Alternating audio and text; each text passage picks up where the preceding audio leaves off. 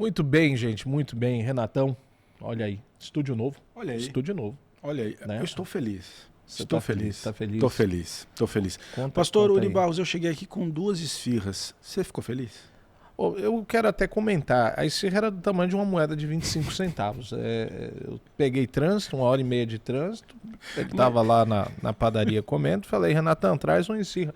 Eu trouxe. Esfirras desse tamanho, gente. Eu trouxe a quantidade que você me pediu. Eu fui fiel ali ao seu pedido, entendeu? Eu não vou exigir muito, que eu acho que o nosso nível de amizade não permite, né, que o senhor entenda que eu sou uma pessoa grande, né, que precisa comer. Inclusive, a gente vai ter um debate aqui em um dos podcasts qualquer dia sobre glutonaria, né? Gostei dessa temática aí. Gostei dessa temática. Vai falar. Eu penso que eu vou ser bode expiatório desse negócio. Não vai ter como fugir disso, né?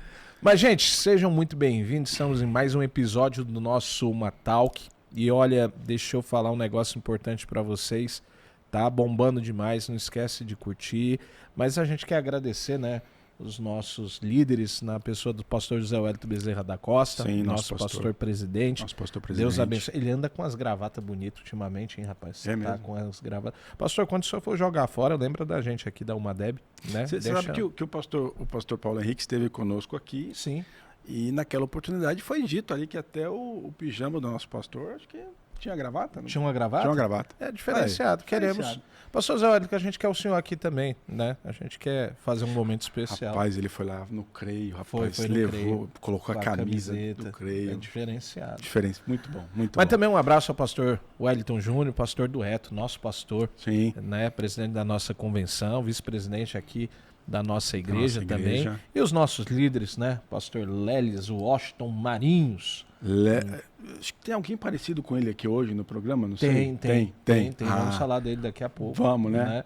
Netinho também, Deus abençoe. Pastor Netinho.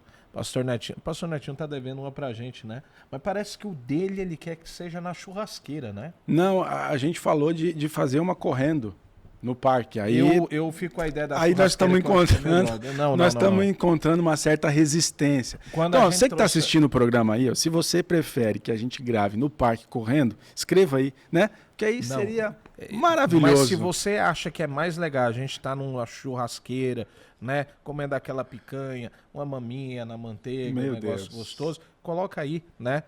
Uri na maminha, né? Coloca aí hashtag Uri na maminha, que a gente vai lá, uma talk na churrasqueira, né? Uma talk na churrasqueira. Meu amigo, e hoje nós temos um programa todo especial. Hoje, olha, eu estou me sentindo em casa. Tá em casa. Tô me sentindo em casa. Só referência, né, cara? Pessoas que admiro, que eu amo, Você sabe que eu era moleque, menino. Com meu tromboninho lá, né, todo feliz. Sim. E um dos Era de pista ou era? Não, era de vara. Mas toquei de pista, toquei bombardino, comecei no trompetinho e tal. Você tocava flauta, né? Não fala assim. Mas a gente ainda tem que contar essa história da flauta, né? Renato tocando flauta, né? Era a flauta transversal, não era qualquer flauta. Era a flauta transversal. Não era qualquer uma. Né? Bom, e eu era novo, eu já via um dos nossos convidados já ministrando a palavra. Aliás, um desses convidados, já cansamos de encontrar jovens e irmãos aí dizendo, olha, se eu perder um trecho da mensagem, eu não consegue mais pegar, não. Não se consegue. O cara abrir o celular para ver uma mensagem no WhatsApp... Perdeu. Esquece. Porque é um homem culto, um cara diferenciado, né? 3 livros escritos. Sim. Viver, eis a questão, é um dos livros. Olha aí. O outro livro é Filemon, mentorando relacionamentos e reconciliações. Os caras nem sabem que existe Filemon na Bíblia. E outra... Não, dá um pouco de dificuldade para encontrar, não? Eu queria... Não, Filemon tá lá no final do Novo Testamento. Depois de Gênesis e de Apocalipse, eu entendi. Ok. Essa é velha. Essa daí já não pega mais. E o terceiro livro é Lutero e o antissemitismo. Renato, explica pra gente o que é simetismo. Então, eu perguntei pro outro convidado que era antissemitismo, ele falou que é aquele negócio de você não se meter na vida do outro. Lutero e não se meta no assunto dos outros. Antissemitismo não se meta no assunto dos outros. Olha aí. Né? Então, mas o Renatão, cidadão tá assistindo a nossa programação aqui, nosso episódio, tá lá no carro agora no trânsito, ouvindo, na velocidade 1,5. O Spotify, no Deezer. né? Lá no YouTube. No YouTube, com as imagens e tudo mais. Que o legal é assistir no YouTube para ver, o negócio que a gente vem elegante. E hoje vai ser resenha. Não, vai ser resenha. Hoje o negócio vai ser... Tanto que é o seguinte, programa com parte 1 e parte 2. Parte 1 é tão recheado o programa. Parte 1 e parte 2. Até porque o outro convidado, rapaz, tem 17 anos de Umadeb. Não é para liderando. Não, é 17 anos que entrou na Umadeb. Ah, não? É 17 anos de liderança. De liderança? De liderança. O cidadão, ele falou do negócio de místico, de cabala. Será que ele estava lá junto com o pastor Leles? Lá Não. Um pouco antes. Quando Noé saiu da arca, ele ficou plantado em cima de uma oliveira. E daí, quando as águas baixaram, ele gritou. Lá na Etiópia. Tô aqui. E ele se tornou, né? Você imagina o que vai esperar hoje, né? E a gente vai falar de fé, de profissão, de mentoria, de liderança. Uau. Então, mas o Cabra tá lá assistindo a programação e nessa brincadeira toda aí, o Cabra chegou e ele curtiu o programa. Gostou do programa, vai dar aquele joinha lá, assistindo, compartilhando. Ele é empreendedor, jovem empreendedor. A molecada agora está empreendendo no digital e tal. Ele empreendeu, curtiu, deu certo. E daí ele começa a receber, né? A internet começa a trabalhar para ele. Começa, toda hora sobe lá no faturamento. Pá, vendeu um curso, vendeu um negócio. E foi vendendo. Né? E porque ele curtiu. Porque ele curtiu. Só que tem um detalhe. Tem aquele que olhou e falou: não vou curtir. Não vou curtir. O que vai acontecer? Ele tá lá no empreendimento digital dele. Tá lá, né? Daí começa a subir. Pá, vendeu de novo. Vendeu de novo, tal. Ele ficou feliz, nunca viu tanto dinheiro na vida dele. Renatão, chegou lá em março, abril, maio. Tem que fazer a declaração lá para o imposto de renda. Deus, essa data aí. Ele cai na malha fina. É mesmo. Cai na malha fina. Olha, se eu fosse você, eu curtia. Então é melhor curtir. Curta, compartilhe. A Receita Federal leva até a alma, né? Ou então ele pode contratar um escritório de contabilidade. Depois a gente fala sobre escritório de contabilidade. Tem aí uns... Tem um negócio aqui. Então hoje conosco, né? Ninguém mais menos que Mário Sérgio, só faltou o Cortella. Olha aí, sejam muito bem-vindos. Pastor Idail Costa e pastor Kleber. Eu não sei se é Kleberson, Kleber. Kleber. Não, esse não. É Kleber ou é Kleberson? É o Klebinho. Klebinho. Sejam muito bem-vindos. Alegria. Eles estão sérios ali, rapaz. Eles estavam rindo até agora. Né? Agora faz aquela cara de sério tal. Sem sobriedade, né? Tal. Olha só. Olha meu pastor aparecendo lá no vídeo, gente. Coisa legal, né? Mas vamos lá, gente. Sejam muito bem-vindos aí, pastor Idail, pastor Klebinho. Uma honra receber vocês aqui para esse bate-papo. E vamos lá, se apresentem aí. Eu não sei, vai pela idade. Quem se apresenta vai pela... E se for para a idade, tem que tirar para o ímpar. Prazer é meu. Eu estou muito contente de estar aqui. Quase pensei que eu não ia falar hoje. Eu pensei que o programa era de 2 pessoas. A gente está querendo um programa com plateia. A necessidade de falar, entendi. Né, ocupa o espaço. Prazer estar com vocês aqui no Matal, que é um privilégio imenso. E não só por isso, mas estar com o meu brother aqui, né? Pastor Idail para quem não sabe, é meu irmão gêmeo. Oi? Temos aí a mesma idade, fazemos aniversário. O povo vai cancelar. Não, eles fazem aniversário no mesmo dia. No mesmo dia. Nada, gente. A diferença é que eu nasci de noite e ele nasceu de dia. Ponto. Eu sou bonito, ele é feio. A Irmandade permite essa construção dialogal. Né? Vocês já viram o que espera. A gente tá no estúdio novo, né, rapaz? É que lá no outro estúdio a gente fica um em cima do outro, lá ele, né? Mas é muito próximo, né? Aqui o negócio é um pouco mais distante, né? Ok. Eu queria faça esse recorte. Vamos lá. Para mim, uma alegria também. É uma talk. Uma talk. Que coisa nobre. Me sinto bastante honrado pelo convite, oportunidade de estar aqui, participando desse momento singular. Acho que nós não tínhamos pensado em estarmos aqui. E acredito muito nessa agenda divina que enriquece-nos com a história, a oportunidade da caminhada. E, como disse o meu mano aqui, temos aí algumas construções do caminho que o Senhor nos deu e para mim é muito oportuno estar aqui. Primeiro porque estou ao lado de um irmão que trago para o meu contexto familiar com muito respeito, e de estar também, né, sendo conduzido a esse momento único aqui por dois grandes amigos também, pastor Yuri, pastor Renato, que são pessoas que nós também não vimos a arca, mas vimos os Noés ali. Né? Tinha que devolver, né? Tinha que devolver. Né? Você viu que hoje a gente vai precisar de um dicionário aqui, né? Os vernáculos.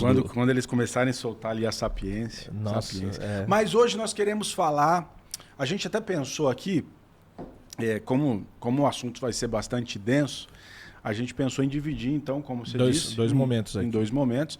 O primeiro momento a gente vai falar sobre a mentoria com a tônica pastoral, né? Sim, liderança, sim. Né? E o segundo momento mais voltado para o jovem. Né? Então a gente vai tentar buscar esses 2 eixos, né?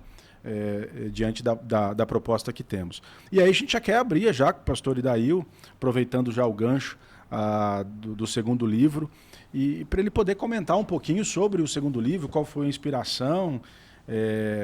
A gente tem ali bastante densidade na proposta temática, né?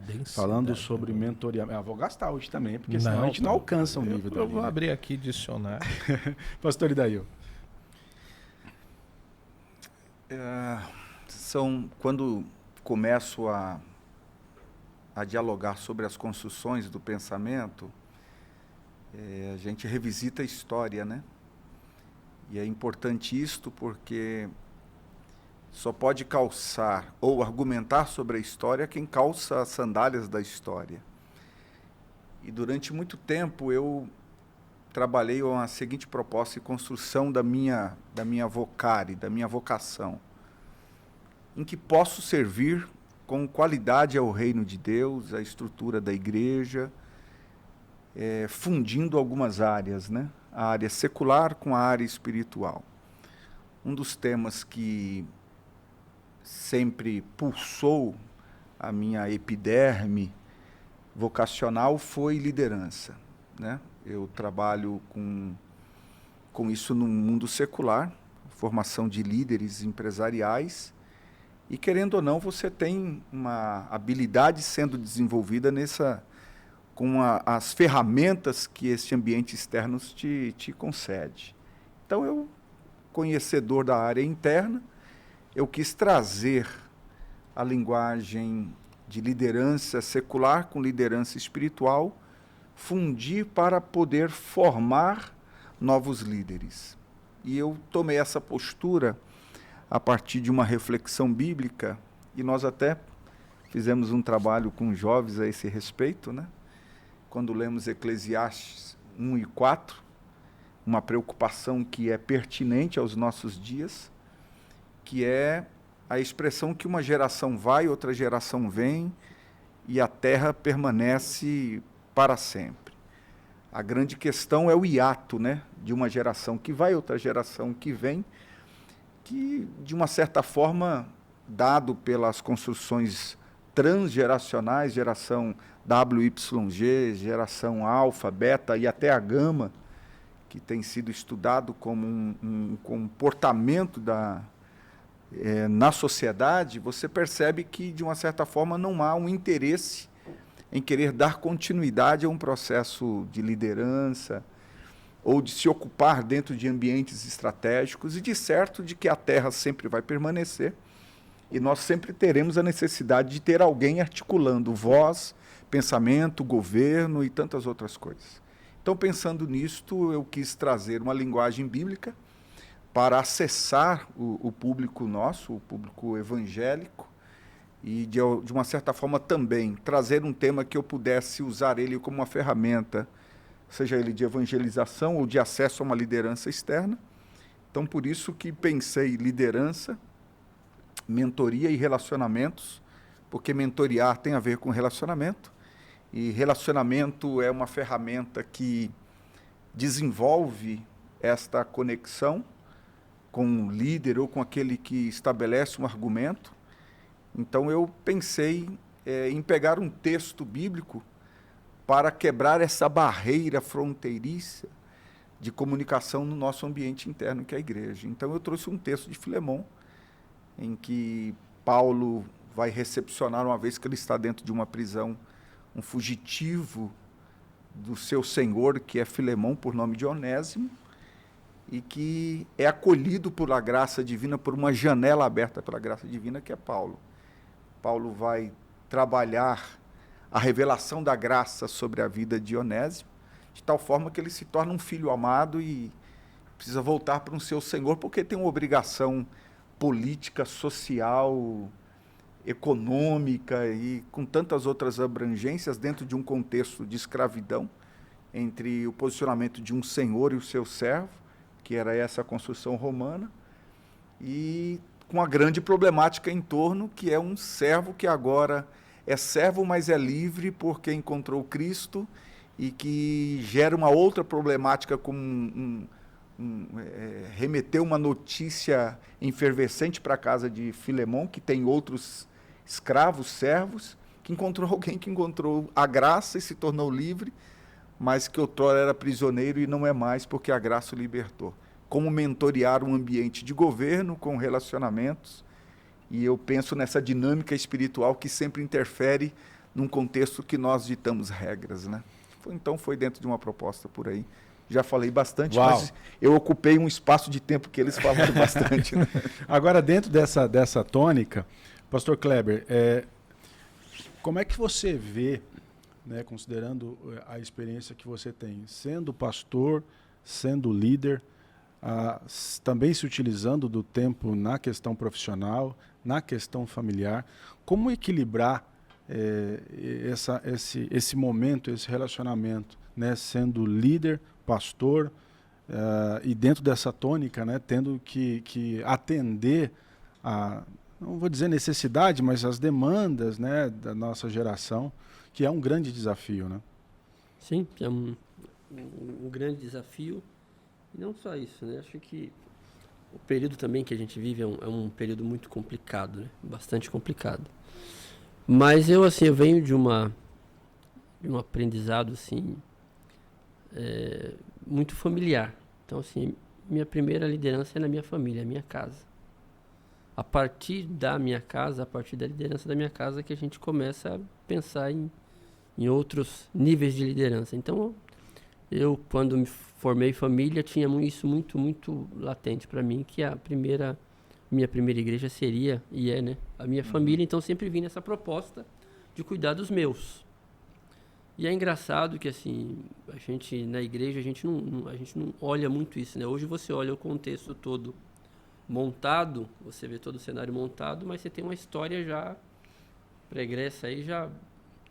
Eu me lembro quando eu comecei, não tinha nenhuma, não aspirava essa questão de liderança, as coisas foram acontecendo, e quando você percebe, você está lá dentro do cenário e o cenário está montado e você segue, porque eu acho que o reino de Deus é muito assim, né?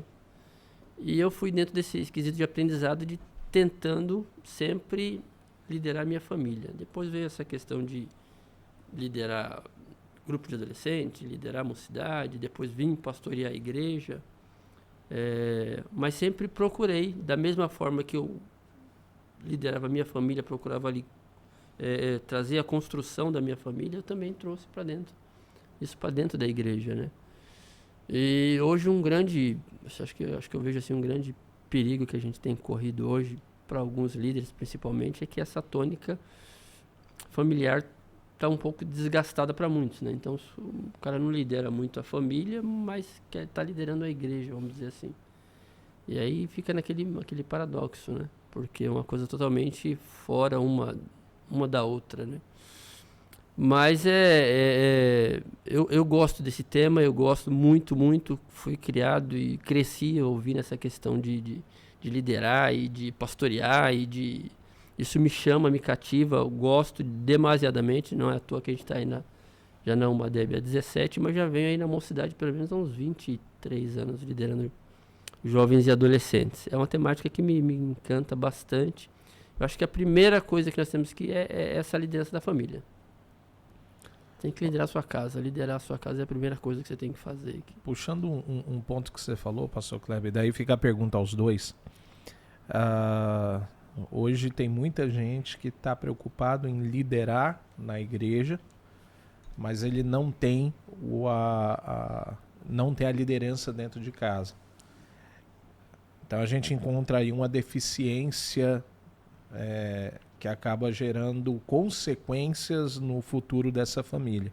É um pai ausente ou uma mãe ausente, seja quem for, e a gente escuta muito caso, principalmente dentro da nossa juventude, de filhos falando eu não quero casar com obreiro, quando eu completar 18 eu saio da igreja, porque eu deixei de ter, eu tinha que dividir o meu pai, a minha mãe com a igreja.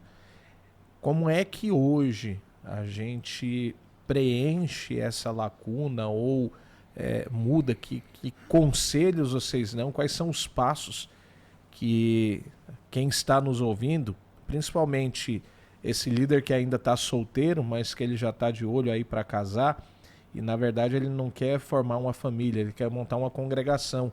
Eu prego, ela canta e a gente, né, monta a nossa igreja, daí os filhos nascem dentro da igreja, não tem final de semana, não tem festa da família. Como é que vocês veem isso daí? O que a gente pode fazer para mudar? Assim, é engraçado essa sua pergunta, é interessante que há pouco tempo atrás, eu vou falar aí há uns 3, 4 anos, então não muito tempo, eu estava com um pastor, dirigente de uma determinada congregação, e a gente conversando sobre igreja, E aí eu falei para ele, num determinado momento da conversa, eu já não estava dirigindo mais congregação, e aí eu falei para ele, pessoal, todo ano eu tiro um mês que eu vou viajar com a minha família. Você falando. Eu falando. Tira um período. Tira um período ali, uma semana, 15 dias. A gente cresceu aprendendo que o diabo não tira férias. Então, eis a questão, né? E aí eu falei isso pro irmão. E eu me admirei porque, na minha concepção, eu achava que eu não estava falando nada demais para Ele olhou para mim assim e falou, mas como que você... Eu falei, não, irmão, é a minha família, eu preciso cuidar da minha família. A minha primeira igreja é a minha família, é a minha casa. É a minha esposa, são as minhas filhas. Se eu não tenho a minha família, eu não tenho ninguém. Então, assim, eu posso estar dirigindo a congregação que for, onde for. Vai chegar aquele período que eu vou, 15 dias eu estou fora porque eu preciso dessa assistência à minha família. Ele tomou um susto e ficou assim, mas como que eu faço isso? Eu falei, fazendo, irmão, se eu tenho que marcar e fazer. Mas agenda, por que é até um tanto cômico, mas por que eu trouxe essa... Porque para mim era uma coisa normal. Uhum. E eu não estou falando de uma pessoa que era uma pessoa que era até mais nova do que eu. Então talvez o pensamento dele devia até ser diferente do meu. E aí, para minha surpresa, há pouco tempo atrás, eu peguei esse irmão, né? Ele pegou isso como uma orientação e começou a partir daí a fazer essa questão com a família. E depois ele me falar da mudança, de como que foi bom e como tem sido bom. E eu acho que a primeira igreja é a família, a primeira igreja é a nossa família. Então, para quem está começando agora, meu amigo, a primeira igreja é a sua família. Você tem que cuidar da tua família. Eu acho que é um tema candente, um tema... Candente? Peraí, vou anotar aqui. Preocupante ao mesmo tempo. Candente. Por algumas razões. Nós temos, e eu digo que é ao mesmo tempo atual, o tema ele tem certas linhas agravantes para a construção. Se nós olharmos para o princípio de caráter que a Bíblia nos orienta, ele vai nos ditar algumas regras para a formação, seja do homem ou da mulher, ou seja para a formação coletiva, de que nós tenhamos a moral como um princípio, depois ser cheio do Espírito, depois ser dotado de sabedoria. A moral é a utilização de todos os princípios de inteligência. E aí, quando você vai para Atos 6, tem esse princípio. O fator agregativo da formação, da liderança, desemboca em 1 Timóteo capítulo 3, verso 8 a 13, que termina com 3 ingredientes que desembocam na família. Aí ele vai terminar, antes de citar o verso 13, falando do ministério da diaconia, aquele que serve, ele vai dizer assim, que governe bem a sua casa. Governar bem tem a ver várias instruções, com a maestria de conduzir o bom relacionamento entre pais e filhos. Governar bem é o que tange as finanças, governar bem é o que tange a mordomia, e quando eu falo da mordomia eu falo o bom convívio, eu falo as relações afetivas, eu falo a construção de futuro como governo. Então, muito mais do que se posicionar como um líder à frente de uma igreja ou de qualquer outra área, é saber lidar com o valor de manutenção correta. Se eu faço a manutenção correta, eu preservo a questão de futuro. Eu não posso ser imediatista de pensar tão somente para um resultado agora, porque a vida é irrepetível. E porque a vida é irrepetível, ela não me dá oportunidade, em algumas questões, de eu corrigir decisões agora no meu futuro. Então, o capítulo de perdas da Bíblia, que é o livro de Eclesiastes, falei dele já, capítulo de número 3, vai dizer assim, tempo de cantar, tempo de chorar, tempo de sorrir, tempo de paz, tempo de guerra. Mas ele cita um tempo que é o tempo de plantar e colher. Se é um capítulo de perda, tempo de ganhar e perder quando se planta e colhe, não. Não tem uma aparente perda, mas tem. Se eu coloco uma semente errada, eu não posso escolher um fruto lá na frente que eu não plantei. Então, a manutenção doméstica, as relações, tem a ver com algumas outras construções. E aí me permita agregar aqui um complemento ao teu pensamento. O primeiro, de que a nossa escola de formação de liderança está sofrendo mudanças agora, por diversas intromissões, diversas inserções de vieses externos, a saber, durante muito tempo havia uma manutenção econômica, por exemplo, em que o pai conseguia gerar uma renda suficiente para o custeio de uma casa. Sim. Hoje precisa que pais e mães vão à rua, vão à labuta, vão ao esforço econômico e possam granjear recursos para sustentar a casa, porque temos temos um campo de inflação, temos um alto custo de qualidade que as metrópoles também incrementam em nós, e aí você desloca o governo para fora e entrega os governados para uma terceira área que não é a espiritual. Então você sofre uma decadência no ambiente doméstico. Então os pais vão trabalhar, os filhos são terceirizados. Se encontram à noite, quando encontram já estão cansados, mal tomam um pé de uma situação como foi o convívio diário. Você vai para uma outra demanda, é que quem trabalha é ocupado dentro do espaço público e dentro do litúrgico.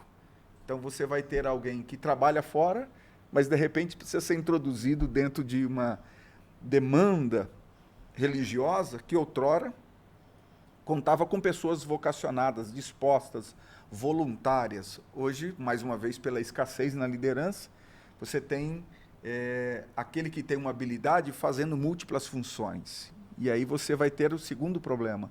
Eu administro o externo, administro o interno por uma escassez de continuidade. E aí você sofre uma disruptura, mais uma vez, porque você lida com esse ambiente de carência em diversas áreas. Então, não me permita aqui o complemento.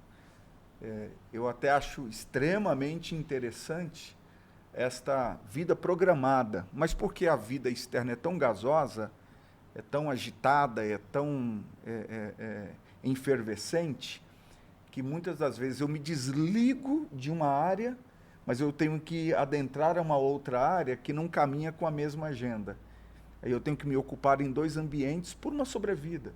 Então eu conheço vários líderes que trabalham em 3, 4 ambientes, para sustentar o ambiente doméstico. Ele sai de férias de um, mas não sai de outro. Então, quando se consegue benéfico. Administrar isso daí é extremamente benéfico. Aí tem a ver com administração de tempo, tem a ver com bases familiares que promoveram tudo isto. E eu acho muito interessante, e permita aqui mais uma vez um complemento. A pandemia muito me ensinou. A pandemia foi uma lombada para desacelerar a humanidade e trazer uma reflexão numa outra perspectiva. Eu li muito sobre a pandemia e os benefícios, né, porque tem pós e contras, mas quantos líderes foram introduzidos, sofreram de crises, porque tiveram que desacelerar quando viviam uma vida extremamente gasosa. Vieram para o ambiente doméstico e quantas crises também tiveram, porque tiveram que readequar o ambiente doméstico. Então, são várias as construções que nos param e nos aceleram ao mesmo tempo. Mas, de forma oportuna, acredito que é muito benéfico que nós tenhamos esta pausa. Pausa é uma elevação de sentidos que na Bíblia é chamado da arte da contemplação. Quem mais exerceu isso foi o salmista Davi. A arte da contemplação. Terminava com Sela. A arte da contemplação é uma arte dele ver a natureza e encontrar o Criador. É o encontro de si mesmo com a sua própria essência, com o seu próprio imago Dei. Então, quando eu me encontro comigo mesmo, eu encontro em Deus, e quando eu me encontro com Deus, eu me reorganizo nas minhas emoções. Quando eu me reorganizo nas minhas emoções, eu curo o meu ambiente doméstico, eu curo a igreja, porque a igreja nada mais é do que o ajuntamento de várias pessoas, de várias famílias, e se a gente não olha para a família como esta base, a gente perdeu a essência do que é a igreja. Uau!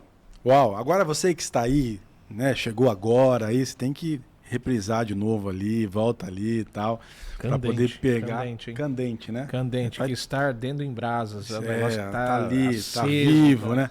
Agora eu queria ir para um outro nível. Eu queria propor a vocês uma reflexão sobre liderar e mentorear.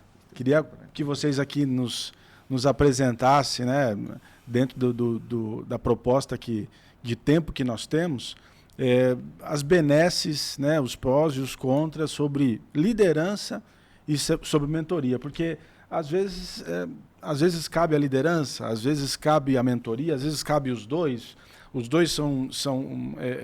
podem andar juntos, são excludentes, né? Eu acho que tem um passo antes, viu? Tem um passo antes disso daí, porque às vezes o líder, ele foi colocado lá, ele está ouvindo agora, ele foi colocado lá sem ter preparação nenhuma. Só porque ele frequentava os cultos de ensino, os cultos públicos, e daí, na necessidade, encontraram lá, aquele rapaz ali vai ser o líder. E daí coloca ele como líder, e daí ele tem que sair correndo atrás. Daí ele precisa cuidar autocapacitação, tem que cuidar dos outros e tal. Então, eu acho que tem esse passo antes aí ainda, hein? Eu vou dar um exemplo aqui muito... Eu comecei muito novo. Você ainda lembra? Você ainda lembra? Lembro. E assim, eu tinha... A Arca de Noé tá inaugurada. Cara, pisou na lama. Ele pensa porque ele colocou uns cabelinhos ali. Não é tão velho assim. Pula essa parte. Vamos pular. E assim, a primeira congregação que eu dirigi foi mais ou menos assim. Eu era líder de mocidade. E um belo dia, finalzinho, encerramento do congresso de jovens, o pastor fez um último teste comigo. E aí que eu falo, aí que vocês estão falando aí de mentoria, de liderança, então o pastor fez uma mentoria comigo, né? Fez um último teste comigo. Eu por um motivo, fiquei ajudando minha esposa, nós estávamos num congresso, aí fiquei ajudando minha esposa para que ela fosse ao congresso comigo, então por conta disso eu cheguei um pouco mais. E aí o pastor dava aquele famoso chute na canela, o pastor falava muito, hoje quase não se fala mais de chute na canela. E aí o pastor pegou e falou pro copastor, falou assim, eu vou dar um chute na canela do Kleber agora, saber se ele é crente mesmo ou não. E eu subi pro... Era um chute literal? Não, quase isso. Ah. Aí o pastor olhou assim pro relógio e falou, que horas são? Eu falei, pastor, são 2h20. Ele falou, você tem que chegar aqui primeiro que eu. Você tem que estar aqui antes que eu chegue, você já tinha que estar aqui. E eu comigo pensando, mas eu fiquei ajudando minha esposa para ela vir também, senão ela não ia vir, eu tinha uma menina pequena, pensando comigo, né? Ele falou, não vou falar isso pro pastor, né? Ele falou, você tinha que estar aqui primeiro que eu. Eu falei, não, pastor, pode ir. Porque assim, tá, começou a falar, e o congresso rolando, e eu no púlpito ali, e ele do meu lado, e eu olhando para frente, para ninguém perceber. Ele mentoreando. Hã? Ele mentoreando. E ele me mentoreando. Aí eu olhei para ele e falei, não, pastor, fica tranquilo, isso aí foi a primeira e última vez que isso acontece, tá bom? Aí ele olhou para mim assim, aí olhou pro co-pastor e falou, falei para você, isso aqui não adianta não, isso aqui você... Ó, semana que vem você tá assumindo a congregação. Assim, no susto, assim. né? Falei, como que é, pastor? Você ainda semana se que vem recuperando. você tá assumindo a congregação X. Tudo bem? Fica a canela doendo, Canela né? doendo. Tudo bem. E aí, na outra semana, fiz a despedida na congregação, porque eu fiquei muitos anos nesta congregação. Minha mãe, meus familiares eram tudo de lá, passamos muitos anos Cite a congregação que os irmãos devem estar escutando a gente aí. Os irmãos do Jardim das Oliveiras. Oliveiras, aí, igreja Jardim das bonita. Oliveiras, Jardim das bonita. Oliveiras, hein? Tá em Igreja Paulista, bonita. assim, Na descida, bem na curvinha. Assim. É mesmo? É, boa. Você E conhece aí- lá? Conheço. Já teve lá. Várias Você também vezes. já teve lá. Eu já estive. Estive. Só o Renato que não teve lá. Não foi convidado. Ele estava fazendo a manutenção da arca. Isso. E aí eu assumi a congregação, chama até hoje, chama-se Congregação do Jardim Miliunas. E aí fui a esposa do pastor, e aí como estamos falando aqui de mentoria, de liderança, a esposa do pastor falou pro pastor assim, mas você não vai falar pro Kleber para onde ele está indo? Porque tinha algumas dificuldades lá, tinha uns negócios para resolver. Aí ele olhou para ela assim, falou, não, Kleber é homem de Deus. Deus vai revelar para ele lá. Aleluia. E aí eu cheguei na congregação, primeira congregação, 27 anos. Então assim, qual foi a minha atitude ao chegar na congregação? E é uma grande diferença para mim chegar onde vocês... Que é uma grande diferença da juventude, uma dificuldade talvez da juventude hoje, né? Eu cheguei na congregação, era o dirigente da congregação, o pastor da congregação, e não tinha mentoria, não tinha ninguém que falasse, faz assim, faz assado, não. O que veio na minha mente, a primeira coisa que veio na minha mente é falar assim, eu vou ser um pastor que nem meu pastor. Tudo que ele fazia, que eu via ele fazendo lá, eu vou fazer aqui. Da forma que ele agia lá, eu vou agir aqui. Então era muito assim, você fazer... Pelo exemplo. Pelo exemplo. E assim foi, fiquei quase 3 anos na congregação, ao ponto da congregação, e eu não tenho como falar para esse pastor, se eu tivesse, ele já dorme no Senhor, pastor Edísio, grande amigo, grande pai, grande ensinador, se me ensinou muito no início do meu ministério, ao ponto da congregação olhar para mim e falar assim, nossa, a gente tem um outro Edísio aqui. Porque Era um espelho mesmo. Os mesmos hinos que ele tirava lá, os 3 primeiros, os mesmos 3 que eu tirava na congregação, as mesmas oportunidades que ele dava lá, eram as mesmas, o mesmo ordem, ritual, né? A mesma dinâmica que eu seguia na congregação, ao ponto da congregação falar assim, não, aqui nós estamos com outro Edísio aqui. Isso para mim foi para mim foi um elogio, né? Porque eu gostava muito desse pastor, assim, foi um grande amigo, um grande pai para mim. Então, nós íamos muito pelo exemplo. Então, você não tinha alguém que te mentoreasse, que pegasse na tua mão. Que pegasse, vai por aqui, não, faz assim, faz assado. Não, você ia ali... Não tinha sessões de aconselhamento. Não, aconselhamento nada. Você ia, logicamente, aí você pergunta, mas e aí, quais foram os erros e quais foram os acertos? Graças a Deus eu tive poucos erros, mas tive. Tinha algumas coisas que, assim, que eu fiz lá que hoje eu já não fazia mais. Espera aí que não... Mas por quê? Porque eu ia nós íamos muito pelo exemplo. E dentro dessa tônica de seguir pelo exemplo, aí eu puxo justamente esse gancho. Voltamos, então, o passo atrás, proposto pelo Uri aqui. Mas, e nesse momento? Porque existe uma grande preocupação de quem hoje é pastor e de qual um desses vieses que poderia ser seguido, né? Ou a liderança ou a mentoria. E aí, como eu disse, eles se complementam, eles são excludentes. O que você tem a dizer sobre isso, pastor Idail? Pastor Idail, às vezes a gente vai, de vez em quando ele paga o café, né? Aí vou lá tomar um café com ele e tal. E aí eu sou bobo nem nada, já vou pegar uma mentoria. Então vou ficar a dica para você aí, ó, entendeu?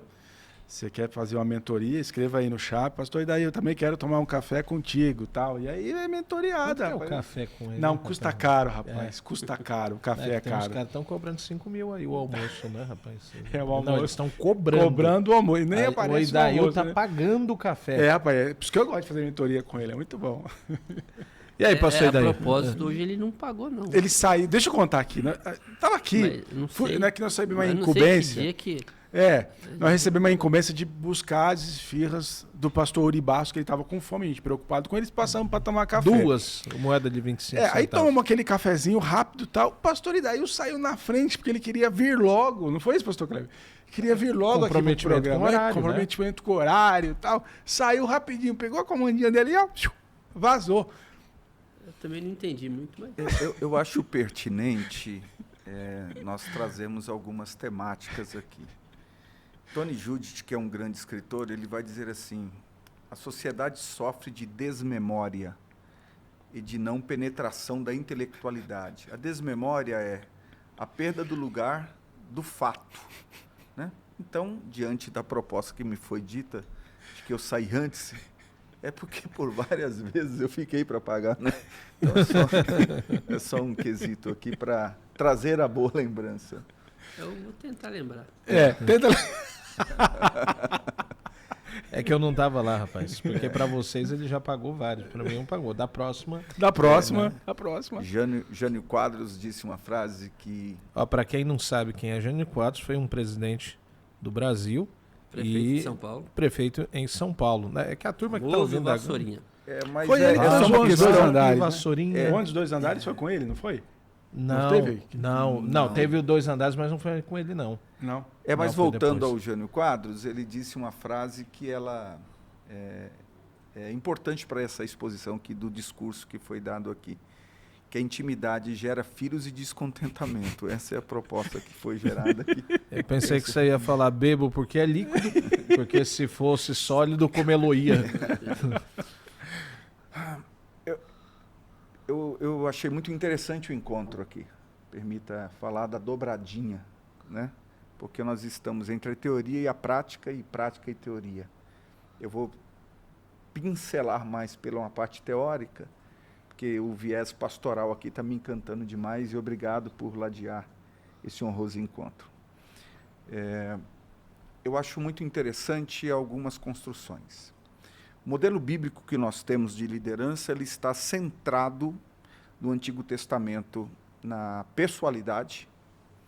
No Novo Testamento, a maior referência, e ela é cristocêntrica, ela passa a ser analisada dos movimentos do ministério público de Jesus, que tem a ver a formação dos 12, depois uma pluralidade com 70, depois uma igreja universal. E depois a grande referência de liderança está colocada em uma visibilidade na estrutura paulina. No Antigo Testamento, e eu penso que é o modelo que mais me apetece, mais me aproxima, é o modelo que envolve a relação. Então, nós temos formação de líderes por sucessão, pela esfera patriarcal, nós temos líderes até em formação dentro das estruturas de movimentos proféticos. O movimento cristológico, ele deu mais esse sentido de presença do líder como referência. Mas se nós olharmos para essas duas estruturas e pensar se elas complementam ou não, é uma relação... creio que liderança é um cenário atual e que tem um bojo em todo o texto bíblico, que pode nos subsidiar, partindo do viés bíblico, como abordagem aqui. mentoria é um sentido mais interpretativo com a linguagem contextualizada. Se nós olharmos para o modelo de Jesus, Jesus nunca quis formar líderes. Há uma doutrina, essa doutrina para mim ela é de alto relevo, chamada doutrina da imitatio Christi, doutrina da imitação de Cristo. Thomas Kempis escreveu um livro chamado A Imitação de Cristo, e a doutrina da imitação tem a ver com uma expressão grega que significa mimesis, ou mimesis tem a ver com mímica, o ato da repetição. Todas as vezes que eu repito um ato é porque o ato em si se tornou uma referência e por isso que eu imito. Eu imito porque eu me identifico, e se eu me identifico, essa expressão de imitácio se transfere. O modelo ele é transferido naturalmente. Então, eu achei interessante você mencionar que até as oportunidades, quase as mesmas pessoas, né? Porque a gente repete. Por quê? Porque o modelo assertivo eu posso plagiar, eu posso copiar, porque ele deu certo. Paulo vai escrever a Timóteo, segundo a Timóteo, ele escreve orientação acerca da imitação. 1 Coríntios capítulo 11, verso 1 diz: sede meus imitadores, como eu sou de Cristo. Mas você não vai ver Cristo dizendo isso, sede meus imitadores. Não é o modelo dele foi assim: se alguém quiser vir após mim, negue-se a si mesmo e me siga. Cristo nunca adotou, ele adotou o modelo de exemplo. Não, e tanto que, até abrindo um parênteses, ele deixa muito claro, né, que eu fiz obras, mas vocês vão fazer maiores que eu fiz. Sim, pelo modelo da repetição. Isso. Mas qual o problema no modelo da repetição? Ele não serve. Ele não serve, porque se eu tiver que repetir o modelo de liderança, eu sofro com crise de identidade. Então eu posso ter traços, mas em dado momento eu assumo uma formatação, parto dessa forma correta, e eu vou ter uma formatação que vai me servir de identidade. E essa minha identidade, obviamente que ela vai ter bases pivotais que me dão essa construção, mas ela não pode ser na sua totalidade idêntica, porque senão eu sofro por crise. Primeiro aspecto. Não tem nem como ser. Né? Nem tem. Até porque ninguém é igual a ninguém e os tempos são... Né? Vivemos uma relação atemporal quanto a essa construção. Mas me permita aqui um preâmbulo. Eu espero não perder o fio. Não perca não. Mas hoje em dia, e me veio isso agora, porque hoje em dia você tem esses dois mundos. Ou é alguém que quer imitar cópia e aí se anular desse aspecto, e tem o outro que é o seguinte: eu não quero fazer nada disso, vou fazer tudo diferente. Então você tem dois mundos antagônicos aí, né? Eu vou pensar aí a partir dos dois modelos que eu trouxe e não mais do que isto. Jesus trouxe o modelo a partir do relacionamento, Paulo trouxe a partir da imitação. No aspecto da imitação, no modelo do relacionamento, eu aceito um coletivo e o coletivo aprende com o meu testemunho. No modelo da imitação, eu excluo quem não me imita. Então, eu estou dizendo, o modelo é esse. Se você não seguir, não faça parte do meu rol. No entanto, Paulo, em primeiro momento, deu certo com Barnabé. Barnabé não conseguiu pegar a intensidade, abandona, vem João Marcos, não dá certo. Ele encontra Timóteo, depois vai encontrar Priscila e Áquila, vai encontrar pessoas que se identificaram com o modelo dele. Então, a partir daí, você vai ter um modelo de mimeses, de repetição, sendo vívido, com sangue, com suor, com relacionamento intenso, porque imitou. E essa referência do líder é um problema. Por quê? Quando eu me coloco como uma referência, eu tenho que ter uma identidade anterior que me respalde. Ele diz: sede meus imitadores, como eu sou de Cristo. Em outro aspecto, está dizendo: o meu modelo a partir de Cristo deu certo. Se deu certo, pode me imitar. É pesado demais para um líder dizer assim: me imite. Até porque, num outro aspecto, nós somos observados sem praticar nada. E se nós começamos a praticar, a visibilidade ela ganha pelo menos um exponencial de 3 vezes. E se eu me posiciono e vou para essa esfera de atuação, eu tenho que ter muita certeza dos meus passos, porque o modelo que se copia e também o senso crítico, ele é imediato. Se acerta, amém. Mas a geração não está mais preocupada, ou, permita aqui, essa vitrine de exposição está mais preocupada em fazer recortes de youtuber da vida com os nossos erros do que com os nossos acertos. São textos fora de contexto que gera heresias, né? Então, nós temos aí algumas construções a pensar. O modelo... eu acho interessante essa exposição que eu vou colocar. Todos nós somos liderados em todas as áreas da vida.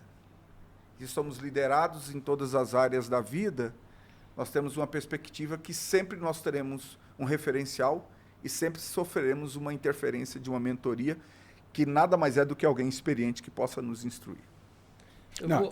Antes, pastor Cláudio, só pegar esse gancho aí.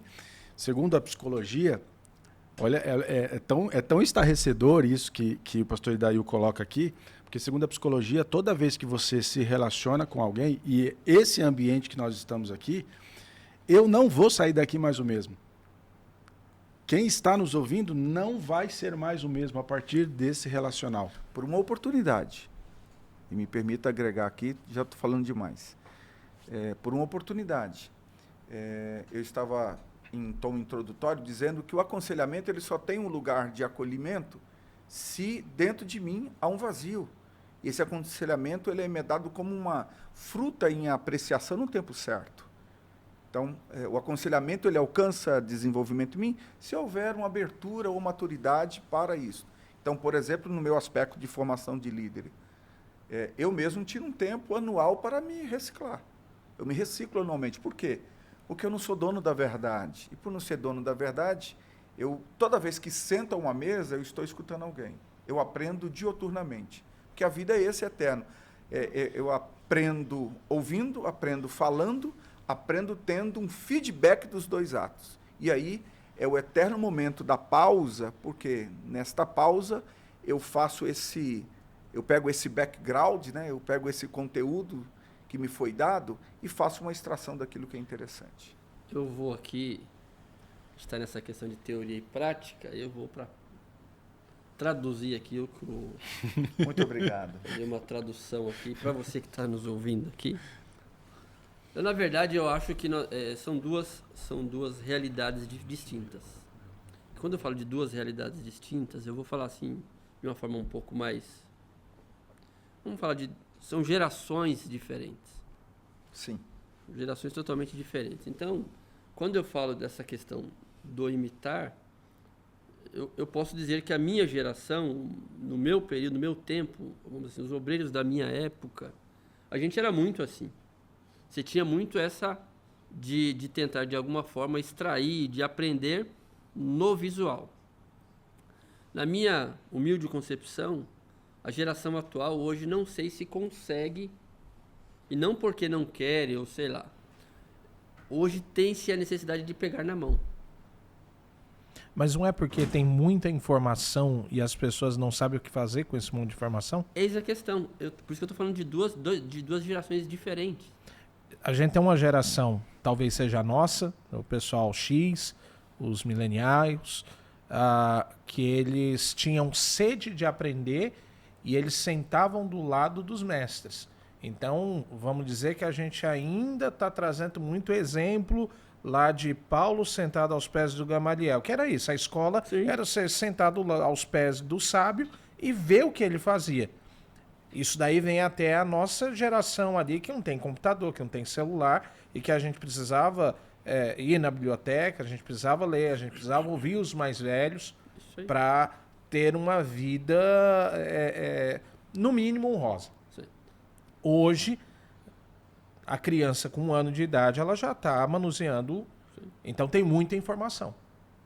Então, eu acho que trazer muita informação, disponibilizar muita informação, sem você saber o que vai fazer, você adormece o desejo de pesquisar, de se aprimorar. A falsa sensação de conhecimento que a gente tem. É uma falsa sensação de conhecimento. Fala dessa questão de o excesso de informação, e aí está um grande perigo aí para quem está nos ouvindo.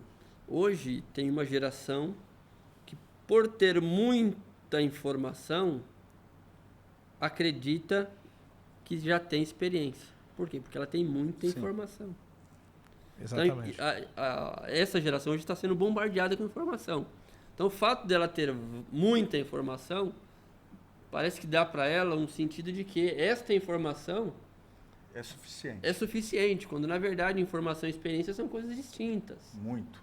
Quando você volta, se voltarmos a falar da nossa geração, a gente talvez não tinha tanta informação, mas você aprendia na experiência. O que era a experiência? Exemplo, eu vou pegar uma experiência... O pastor chegou um dia, falou, Kleber, você vai levar as crianças na igreja tal, que eu tenho que as crianças vão cooperar na congregação tal. Ele tinha uma Topic na época, e você vai levar as crianças lá. Isso para mim já foi uma grande responsabilidade. Falei, nossa, eu vou aqui. A gente se sentiu honrado. Honrado. Né? Eu falei, não, pastor, com o carro do senhor? Não, com o meu carro. Meu você Deus. vai lá.